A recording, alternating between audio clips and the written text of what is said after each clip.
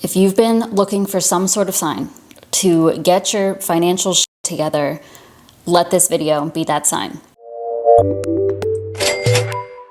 Hi, my name is Layla. I'm a financial coach and YouTuber who talks about all things personal finance.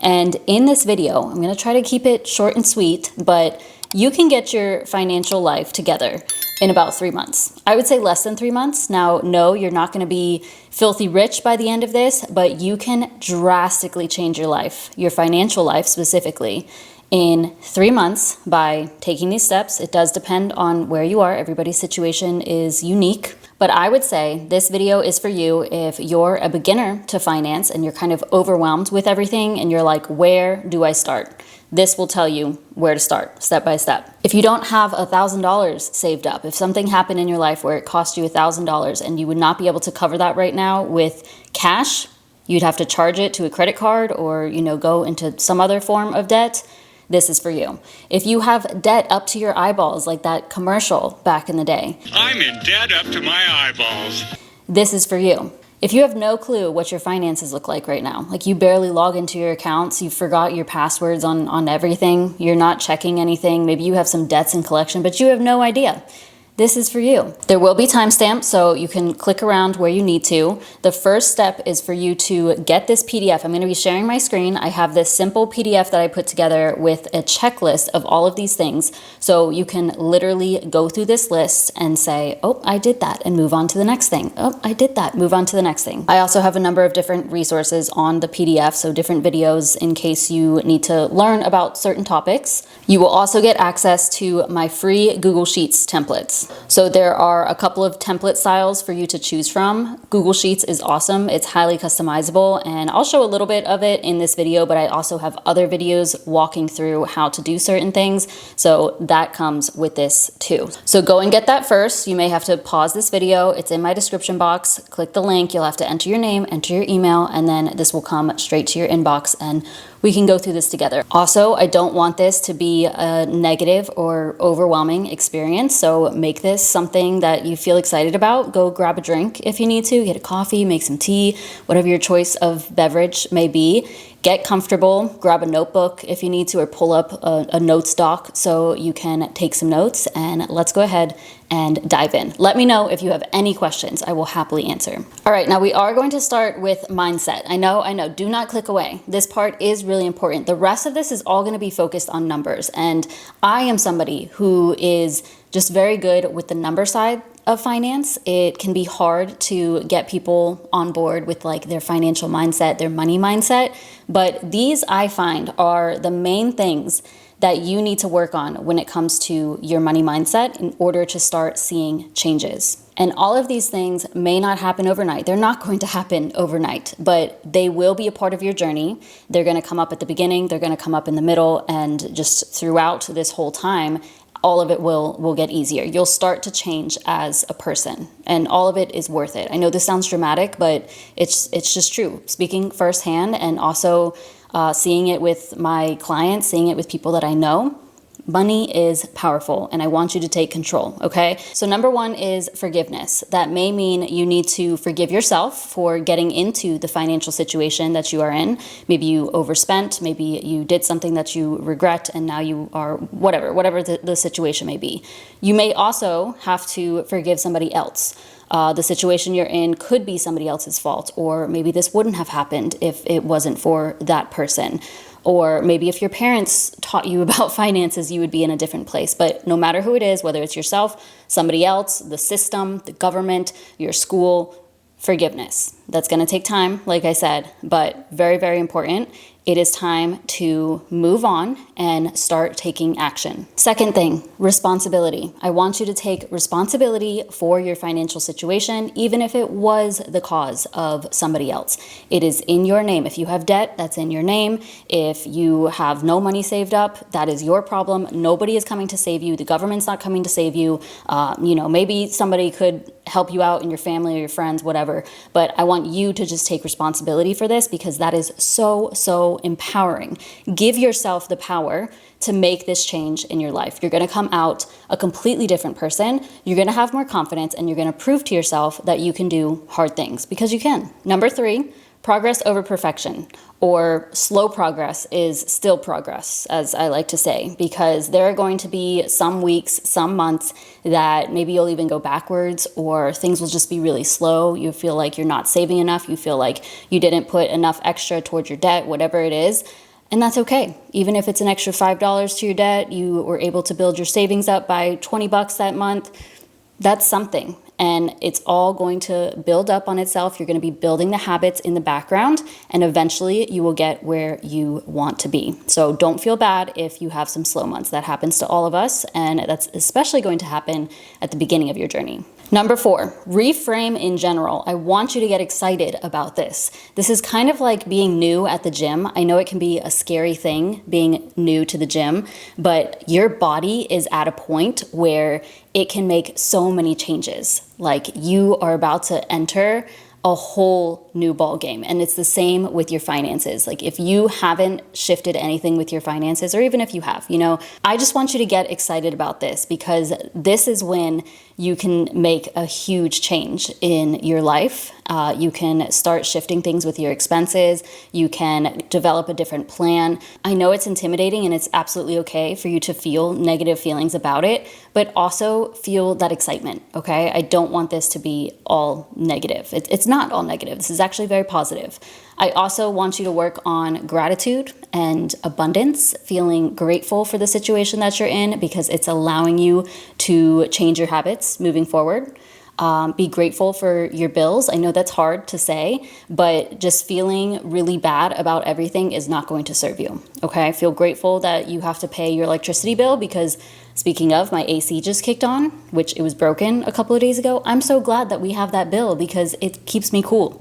Like, that's how you have to look at things. Number 5, your financial situation does not define you. Your debt does not define you. Your bank account, however much is in it, or however not much is in it, does not define you. Your net worth doesn't define you. None of that. Who you are as a person is separate from your money. Okay, so it doesn't have to mean, if you have a lot of debt, it doesn't make you a bad person. It doesn't mean anything about you. That's all I'm saying. And also, in saying that, it says it on here, you are worthy of wealth and abundance. If anybody ever told you that money is for greedy people, money is for bad people, get that out of your head. That is not true. You are worthy of wealth. I actually think you should want to be wealthy and rich, because that is how you change so many things. You can make other people's life better. You can make your life better, your children's life, your pets, whoever it is that you want to make their life better. Money can absolutely do that. Money's not everything, but money sure is powerful. And then 6th and final thing here is that money does get easier. Right now, it's probably going to be the hardest feeling, but it will get easier. I promise you that firsthand, again, and also by working with a bunch of clients.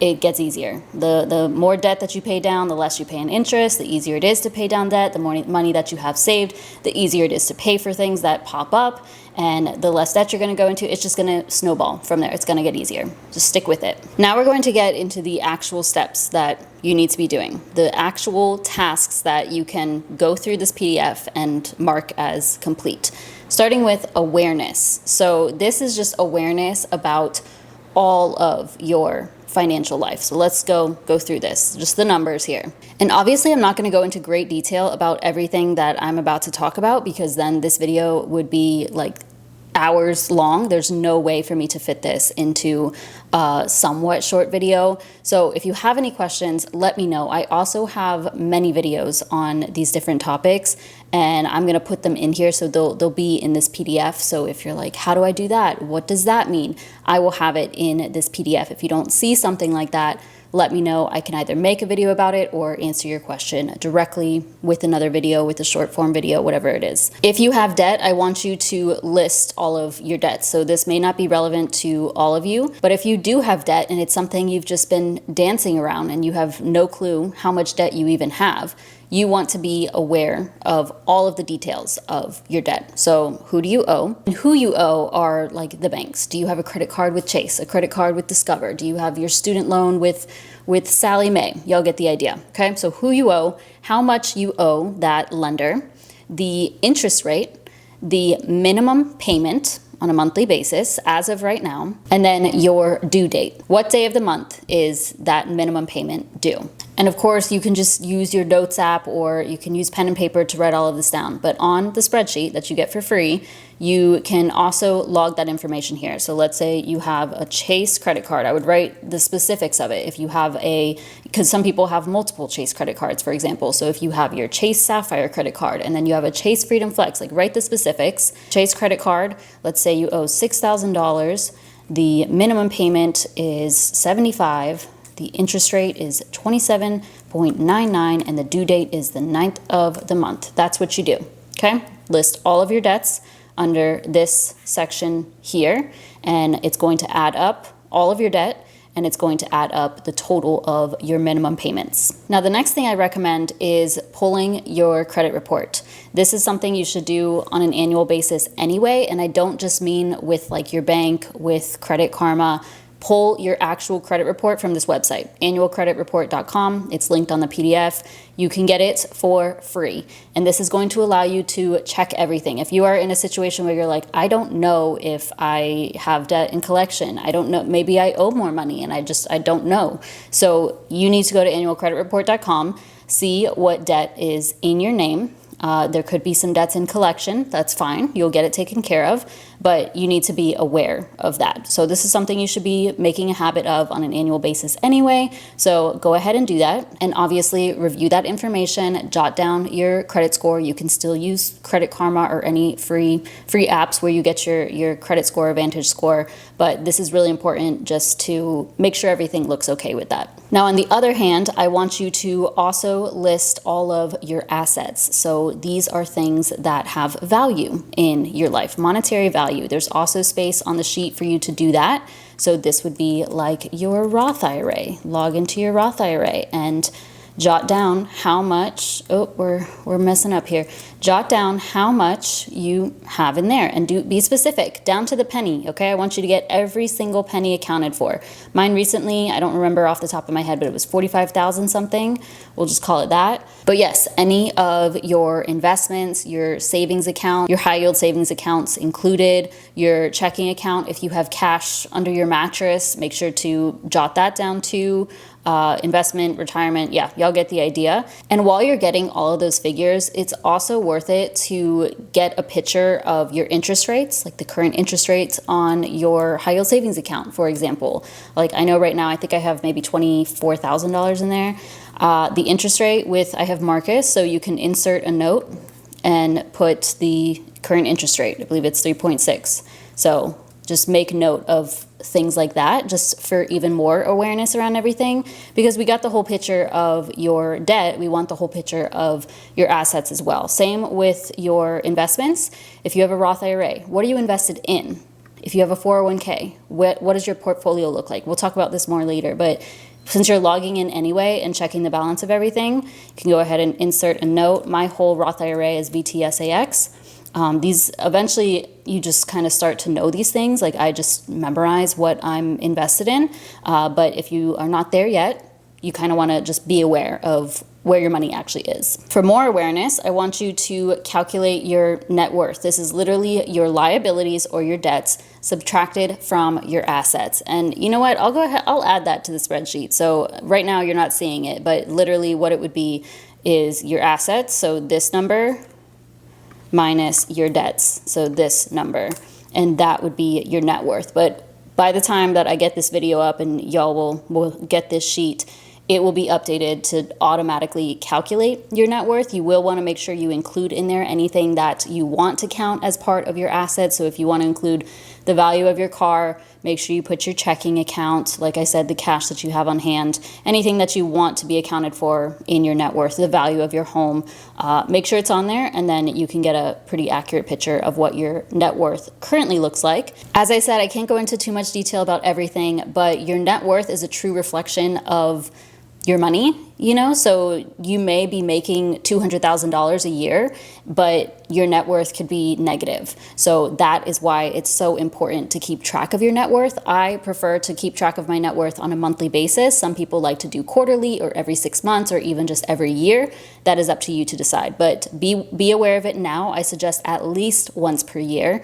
So this could be year one, and then you could check again 1 year from now, or you could do monthly like I do. Next up, I want you to know your benefits and any resources that you have available to you. And this is something that could take some time. Like I said, this should take all in total, everything could shift in 3 months, but everything I'm going through in this PDF, you could literally complete within a couple of days.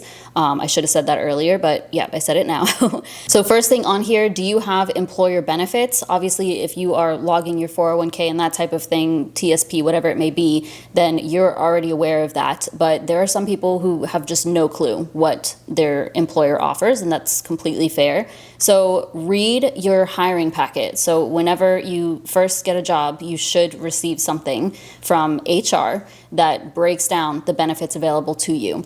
And sometimes people miss things on there. So make sure you are taking advantage of the employer match, meaning if you have an employer sponsored plan for retirement, like a 401k, 403b, then sometimes they offer a match. So you could be contributing 5% and they also match 5%, that type of thing. Recommend taking advantage of that. We'll talk about that a bit down below. Do you have access to an HSA? This is going to depend on your health insurance.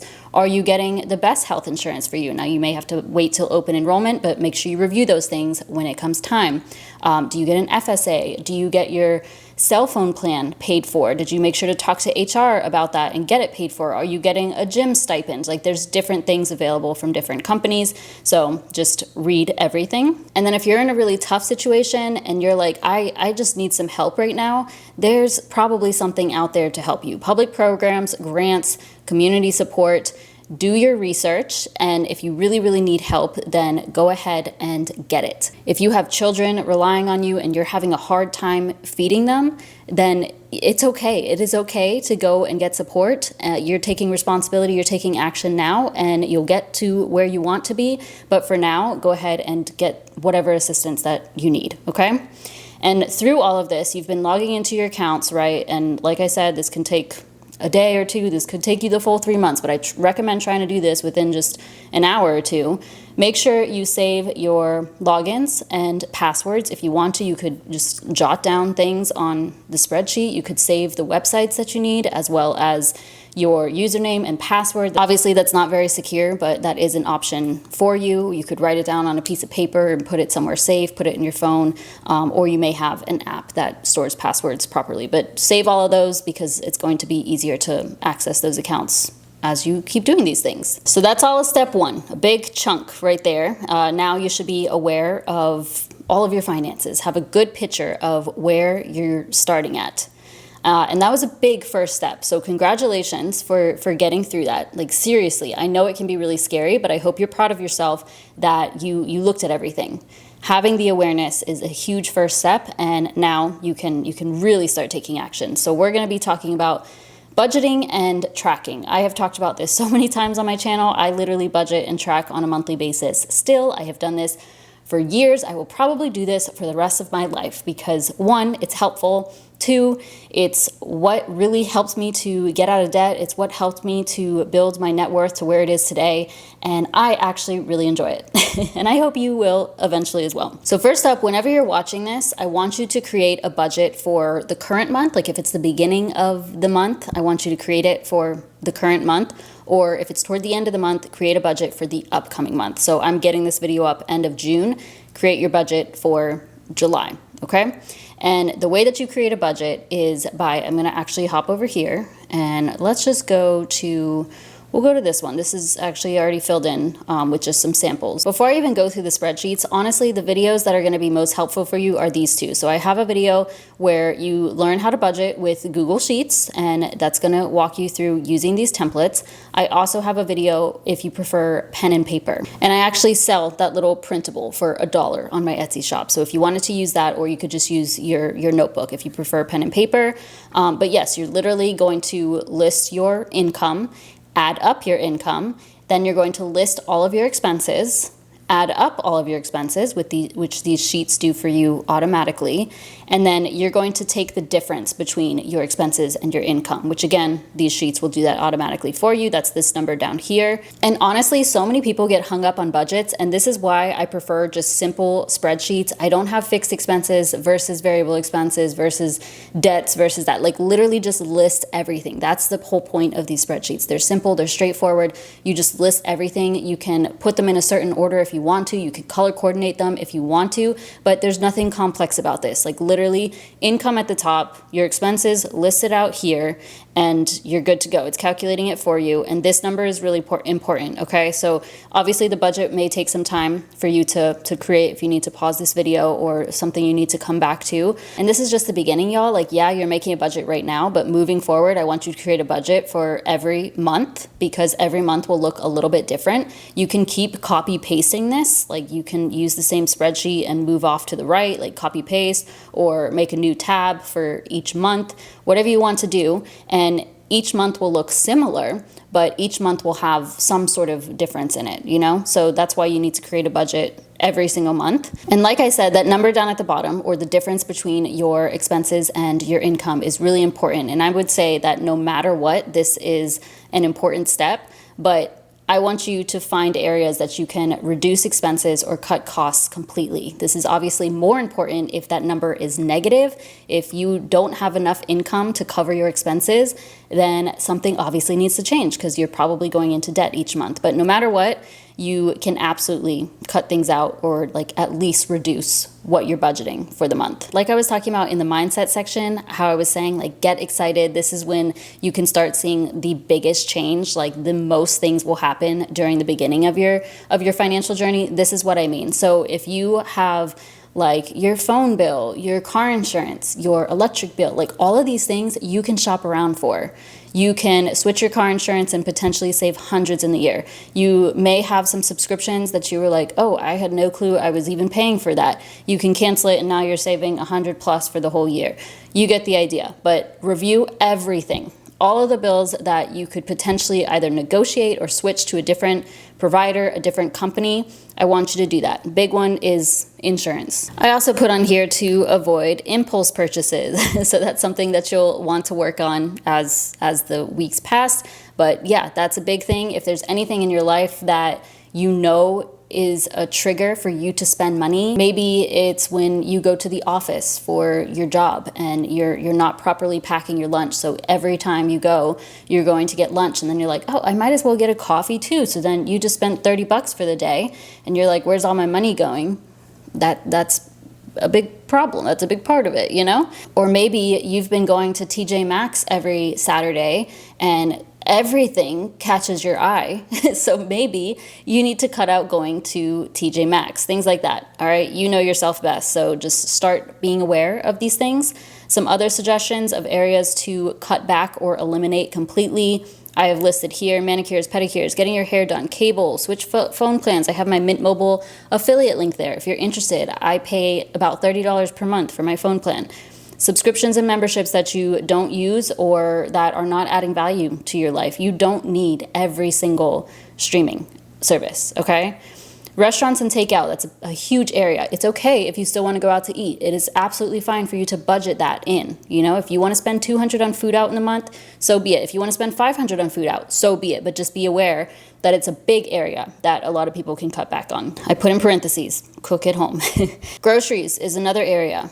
Meal plan, make sure you're shopping when you're not hungry. Make sure you're going there with a list. Stop buying foods that you're not eating. Personal spending, try to cut back on clothes, shoes, books, that type of thing. Banking fees, you shouldn't be paying fees ever, okay? Unless it's for a credit card and you're at that point where you're like, I love using credit cards for the points and I have no debt. I'm just making all my money off of them, so I'm happy to pay an annual fee for whatever credit card. That's different. But if you're paying because you're overdrafting your account, because you are not maintaining the balance, you're gonna work on eliminating that, okay? We don't wanna pay fees. The banks will not take any more money from you. House cleaner you could cut back on if you have that. Makeup and beauty, other healthcare purchases, apps, in-app purchases, and gambling. Gambling has become a huge thing, like sports betting even.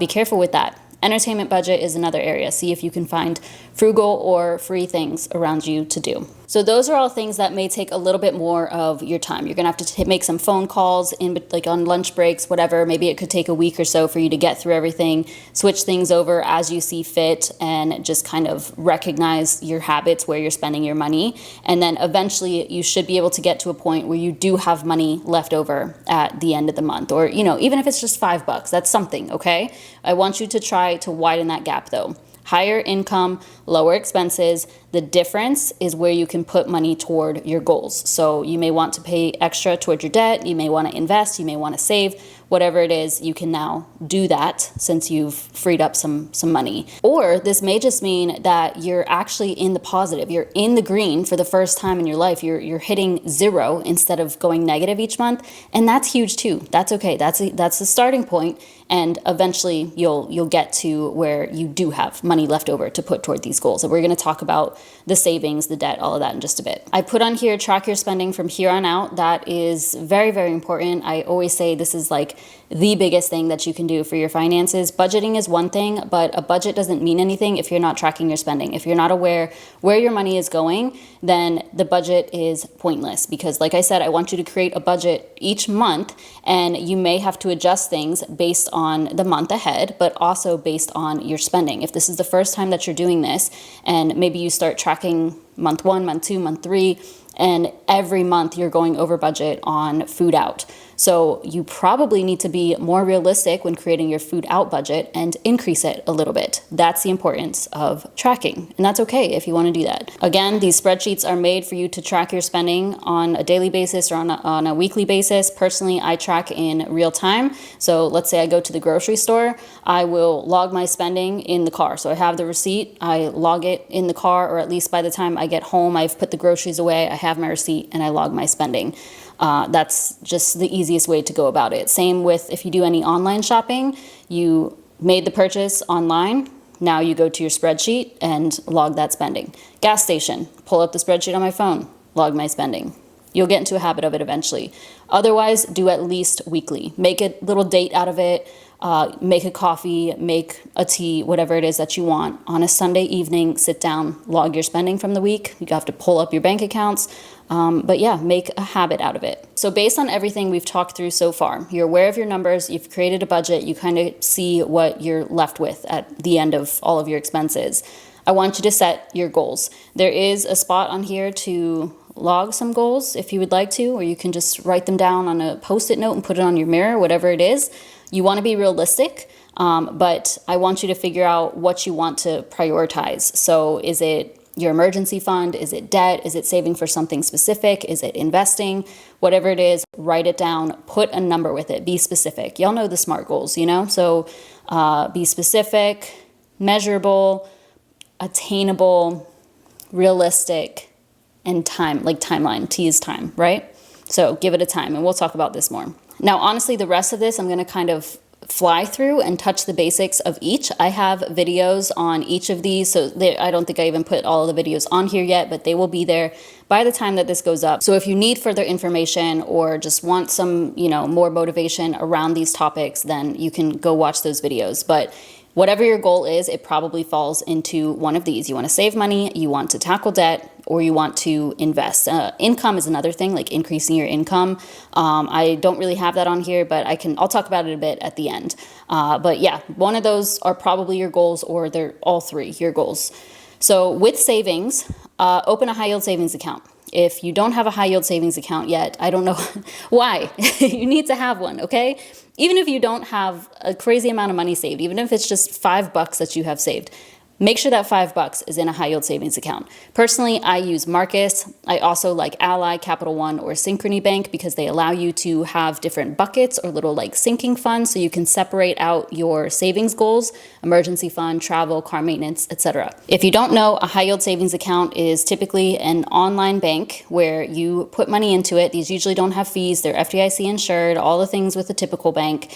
You put money in, and on a monthly basis, actually on a daily basis typically, you are gaining interest on the money in that account. It's nothing crazy. You're not going to make millions of dollars by doing this, but with traditional banks, they really don't offer anything. Like you're getting 0.01%. So you're making like a penny every quarter.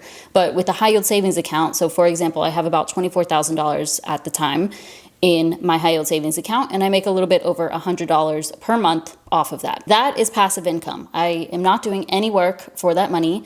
My money is just sitting in the account and it's working for me. I also want you to set up automatic savings transfers, even if it's just $5 per paycheck or $5 per month.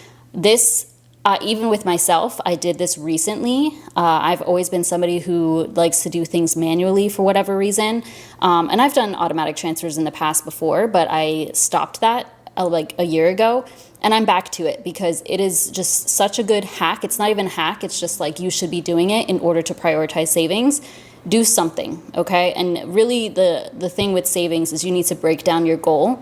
So that's kind of the next step is if you set a savings goal, you want your emergency fund to be $3,000 to start with, for example, and you want to do that in 3 months, that would be $1,000 per month. I know that's not feasible for a lot of people, but break it down for whatever is realistic for you. Set your number goal based off of your budget and how much money you have left over roughly on a monthly basis. How realistic is it for you to achieve that amount in your savings goal in 3 months or in 6 months or even a year? It could be longer than that, and that is completely okay. I won't talk about it too much here, but I'll put a video also about sinking funds because sinking funds were like literally the best thing I ever did with my money. A high yield savings account in combination with sinking funds, that's just saving money for specific things. And I kind of talked about this before, but I have my emergency fund, but I also have a savings for travel, for car maintenance, for my business, for car insurance, so on and so forth. And it's literally life-changing. So I'll put a video for that because I think if you have a savings goal, you may want to just focus on one at a time. But if you want to fit in multiple sinking funds, that's great too. All right, now when it comes to debt, it's literally my favorite thing to talk about. I mean, Debt Over It is my brand name. I literally have it trademarked. So first thing with debt, if you have credit card debt, I want you to call all of those credit card companies and ask for a lower interest rate. See if there's any sort of promo. Can you get an interest rate lower because you've been a responsible, loyal card member? Ideally, you've been making payments on time. Let them know that you've been trying to work on paying down your debt or you've run into some hard times, whatever you need to do to try to get them to lower the interest rate. Even if it's temporary, like 6 months, take it. Get it in writing if you need to, but for the most part, they'll stick to it if they have something available. Now, honestly, it has been a little bit harder in the last couple of years to have any sort of offers available, but it's still worth it to do it. I have spoken with so many clients who are like, oh, I watched your video and you said to do that, so I called my credit card company and asked for a lower interest rate, and I got a lower interest rate.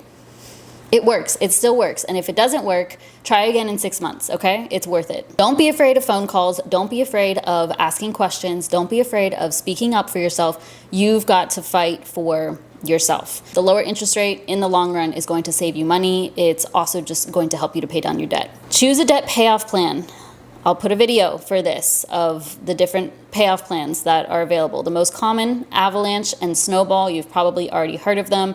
Avalanche is when you focus on the highest interest rate debt first. That's my favorite. That's what I did. You're going to pay off your debt faster. You're also going to save money this way. Most people prefer the Snowball, where you're focusing on the smallest balance first and then moving on to the next smallest balance.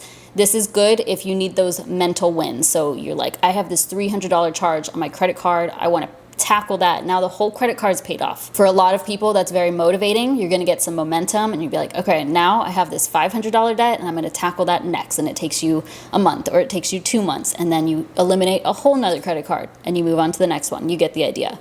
Otherwise, there's urgency. So whatever may be stressing you the most, you maybe owe a family member and it's causing some tension in the family.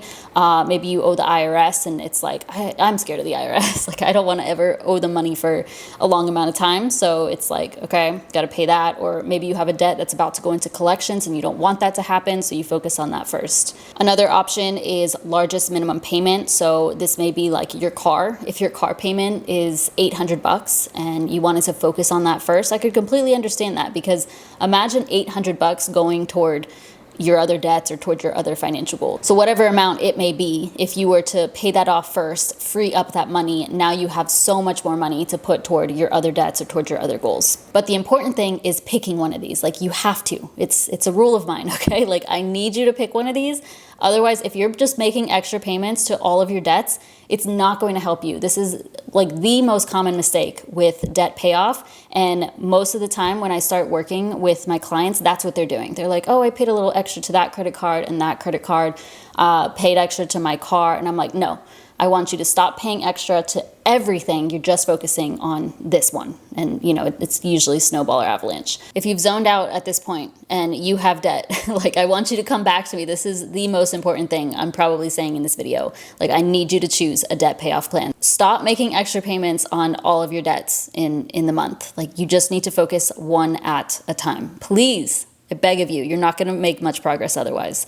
You can always switch later too. So you can start with snowball, switch to avalanche later, whatever. I also recommend setting up auto pay for at least the minimum payments, especially if you have a lot of debts, different debts. But if you're okay with manual payments, that's perfectly fine too. But sometimes you can save money, like with student loans, for example. If you set up auto pay on those student loans, you can usually save like 0.25% of interest, but hey, a win's a win. And then the next thing that I have on here is to track your progress. I suggest having something to track your progress. It's very motivating, especially if you're like a visual learner or you're somebody who likes to see their progress. Like, this will help you, I guarantee you. I will put up a few pictures of what I did. So I literally drew by hand a large thermometer and put that in my living room of my apartment, and I could see it every single day. And anytime, I think I had it by $1,000 increments. So anytime I was able to pay down $1,000, I could color it in. And it is so satisfying to do, and it's also very satisfying to see. I also always had bullet journals, so I would draw out little trackers in that. I'll put the link on this PDF. I don't have it right now, but there is, I think it's called Debt Free Charts. Yeah, there's this website, Debt Free Charts. They literally have a free section. And look at these, like, this isn't mine. But if you are somebody who likes a visual and wants to print these out, use a little bit of your ink if you're okay with that, there's all these different options for you to choose from. There's 4 pages of free charts. And that's so cool. So yeah, check that out. It's also very important for you to stay motivated on your debt-free journey. The debt part is the hardest part. Like, getting out of debt, it's tough. It's a roller coaster. I said that all the time during my debt-free journey. It took me about 5 years to get out of debt, and it feels like it's never ending until it ends. It does end. Like, you will start seeing the light at the end of the tunnel, and you'll probably get quite emotional. There were times when I would be like taking a shower or just like cooking dinner and think about being completely debt-free, and I would literally be brought to tears. Like, I would feel more excited about becoming debt-free than how excited I felt when I actually was debt-free, Yeah, it's just such an exciting thing to look forward to and know and trust that you will get there. But staying motivated can get tricky. And sometimes if it's taking a long time, even if it's just like a couple of years, it's not easy, and people will fall off track or they'll go into further debt because they're like, F this, and they start going shopping. And that may happen to you. And I want you to try to reel yourself in. Do what you need to do to stay motivated. Personally, I always listen to podcasts. I watch other people paying off their debt on YouTube. I would find articles where they were interviewing couples or people who paid off a large amount of debt in a short period of time. People who are getting extra jobs to pay off their debt. The Debt Free Screams by Dave Ramsey. Like, anything to surround myself with the positivity around becoming debt free. That's how I kind of helped myself. The thing is, being debt free honestly isn't normal, and it's also not something that many people in your life are going to talk about or even want to talk about. Some people, you may even lose friends in this journey. Like, if you are trying to pay off debt and your friends aren't respecting that, or they're like, hey, let's go blow money, let's get drinks, let's get dinner, we'll just split the bill. Like, that's not for me, and that may not be for you. So you may start getting to a point where you're like, oh, my friends aren't doing this, or this doesn't feel normal, because it's not normal. And you may want to stop because of that. But I really hope that you continue, because I promise you, being debt-free is like 1,000% worth it. I also started my YouTube channel to document my debt-free journey and hold me accountable. And that turned into me making more money throughout that journey. And now I've turned it into a whole a whole thing. It's a whole business, which is really exciting. So I know that's not for everybody, but if you need to do something like that, or if you want to do something like that, get on TikTok, get on Instagram, document your journey. You can be anonymous if you want to. It is very motivating. Like having a community around you who's cheering you on and like waiting for your video to post about how much debt you paid off in the month. It's motivating, I promise. Other things I put on here, celebrate milestones. It doesn't need to be anything big. If you pay off, maybe 10,000 of your debt, get whatever it is that you want to treat yourself with. Buy a book, get a coffee, have a night out, whatever you want to do. Focus on your why. That's a big thing. I did always think about, I didn't really have like a why per se. It was just like, I don't want debt. I don't want to deal with this. I want to have money. I want to feel free. I don't want to owe anybody. That was my why, and that was enough for me. But also just thinking of that end goal, like thinking of how I would feel when I was actually debt free, that pushed me along many, many times. All right, y'all, you still with me? We're getting toward the end.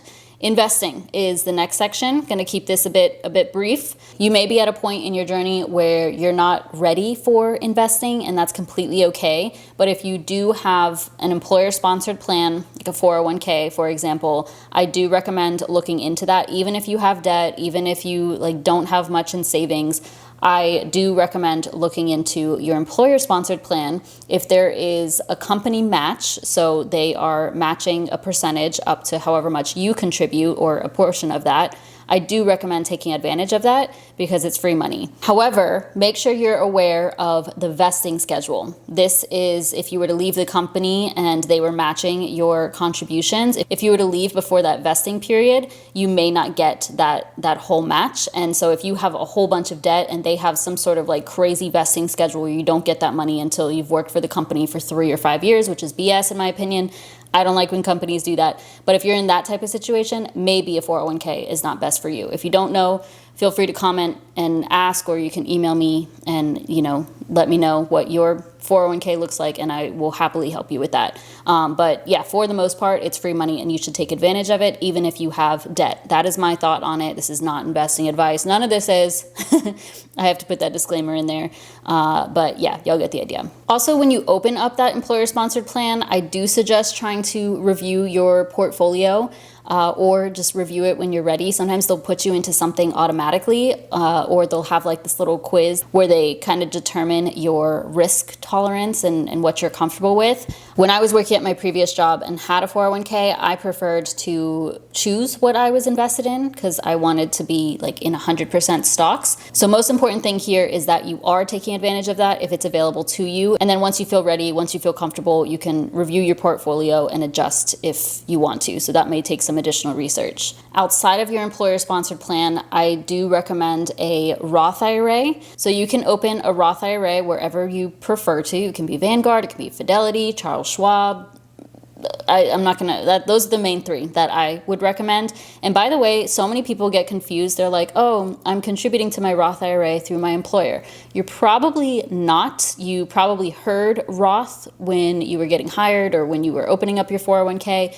But that's probably a Roth 401k, which is completely different than a Roth IRA. A Roth IRA is an individual retirement account that you can open on your own. It's very, very rare for an employer to offer a Roth IRA through the company. So for most people, this is something that you're going to open on your own, like I said, through Vanguard, Fidelity, Charles Schwab, whoever it is that you want to open it through. And this is where you're going to put money in, and it's not going to save you on taxes now like a traditional 401k would, for example. That lowers your tax burden. But with a Roth IRA, you put money in with after-tax dollars, so you've paid taxes on that income. But in retirement, when you start pulling money from your Roth IRA, that is tax-free. And it's also tax-free growth. So it's a great retirement account to have. And contributing to a Roth IRA is one thing, but you also need to make sure you're investing that money. So I have on here total stock market or S&P 500. Most common, safest thing for you to do or easiest thing is S&P 500. Again, not investing advice. Please do your research, but for most people, that is just at least a good starting point. And using myself as an example, I have my Roth IRA with Vanguard, the whole thing is invested in VTSAX, which is the total stock market.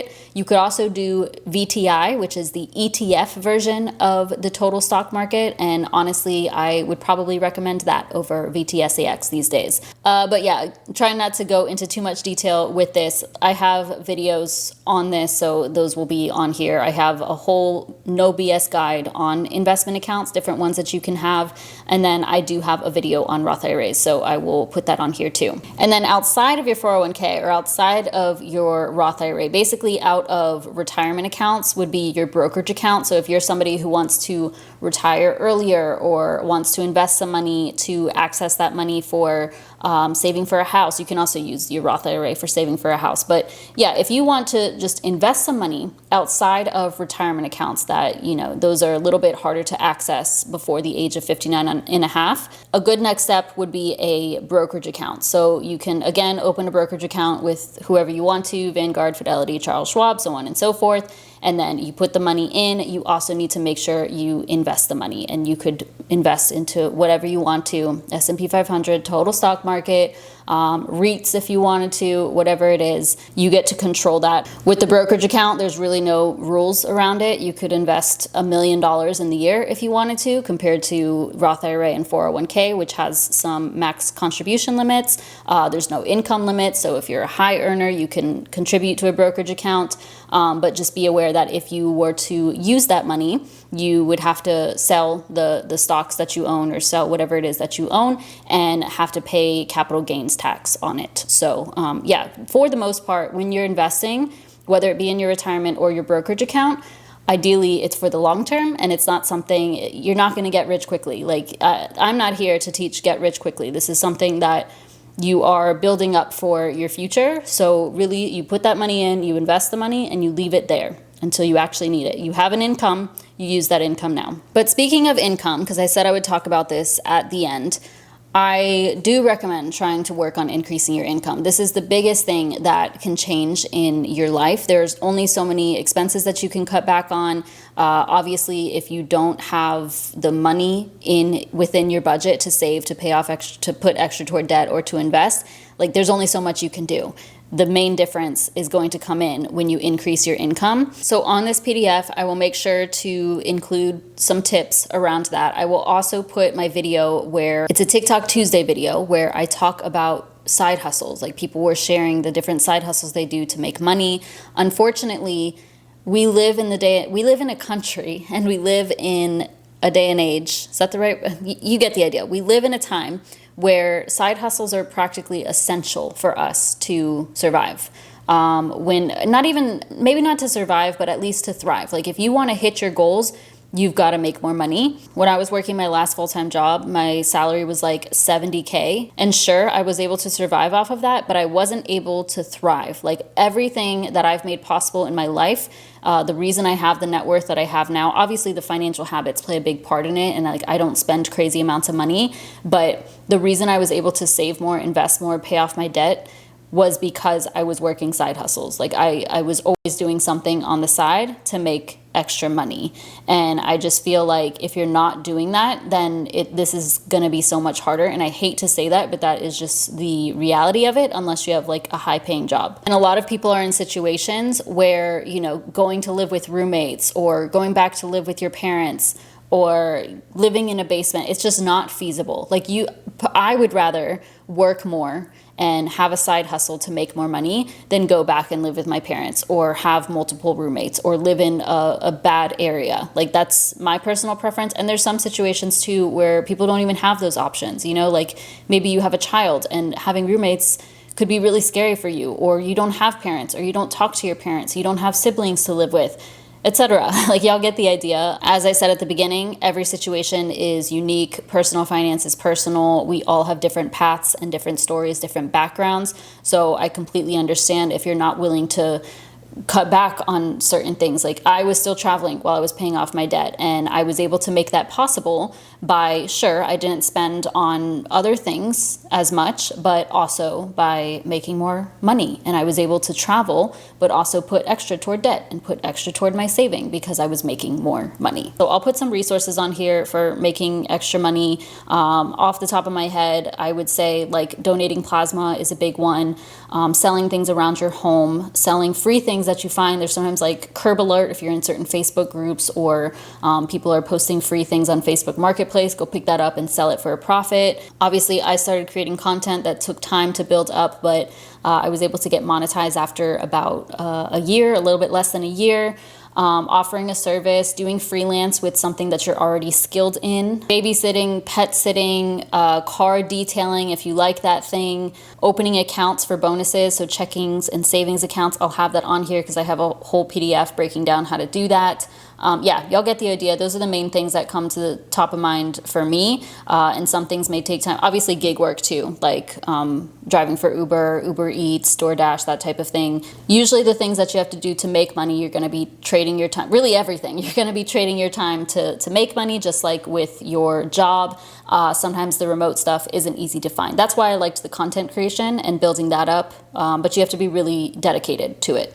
So anyways, I'll stop there because my throat hurts. But as I keep saying, I'll make sure this PDF has everything on it that I said would be on it, and I have some like other, like my codes for the apps that I use for cashback, that type of thing. All the resources will be on here. I hope y'all found this helpful, and I do truly believe that you can turn your financial life around in 3 months. Like I said before, this isn't like you're not going to get rich in 3 months unless something crazy happens, but you can absolutely change your life in 3 months. And maybe it won't be 3 months, but in 6 months. Like you'll start to see a difference if you go through this list. And also with the PDF, some of these, like I have the check marks for each thing, and it's like an ongoing to-do list. Like with you track your spending, invest your money, like those are things you're going to want to do on a regular basis. So you can't really ever check them off, but for those ones where it's like a to-do, it's an assignment, make sure you go in and check them off, go through the steps, and you can be in a completely different place in 3 months from now. If you're all in and you watch this, you downloaded the PDF, got the spreadsheets, you started going through the steps,